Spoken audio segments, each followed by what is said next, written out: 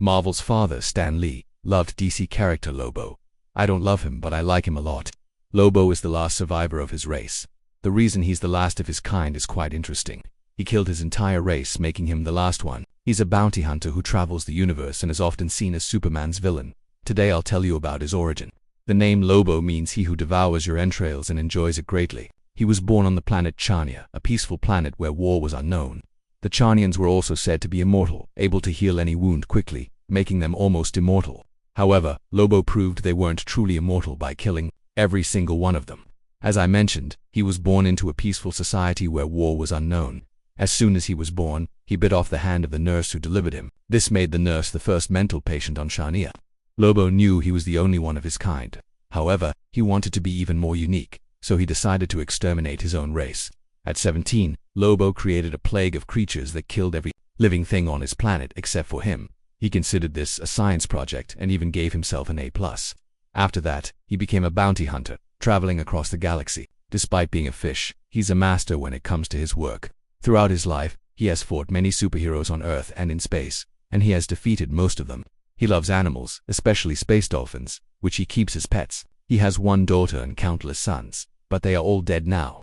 Once, as a bounty hunter, he received a red lantern ring as payment. Instead of wearing it and using its power, he wore it as a necklace. Since he doesn't even use the red lantern ring, let me tell you about his powers and abilities so you know what he's capable of. He has all the typical superhero powers like superhuman strength, speed, stamina, and so on. As I said earlier, Charnians can regenerate. They can regrow from 2 pieces, and even a single drop of blood can regenerate into a full body. Not only his body, but even his damaged brain and memories can fully recover without any flaws. That's why Charnians are considered almost immortal. Other characters are almost immortal, but Lobo is truly immortal. He used to die. When he died and went to hell, the tortures there were like a massage to him. He even enjoyed the torture. The demons in hell were lost and didn't know what to do, so they sent him to heaven. When Lobo arrived in heaven, he caused trouble because they weren't torturing him. Then, he got angry and destroyed many things, so heaven also couldn't stand him and sent him back to the living world. That's how he became banned from both hell and heaven, making him immortal because he can no longer die. Don't think he's weak just because I said he used to die. Superman's punches don't affect him, and his punches are even stronger than Superman's.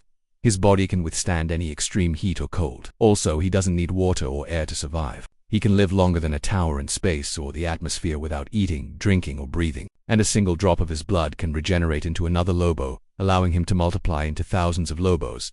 However, this ability was removed later on. He's also an expert in combat.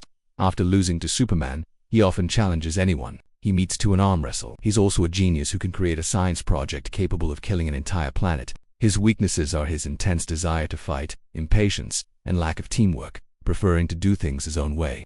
Other than that, he has no major weaknesses. As for weapons, he almost always uses a chain and hook.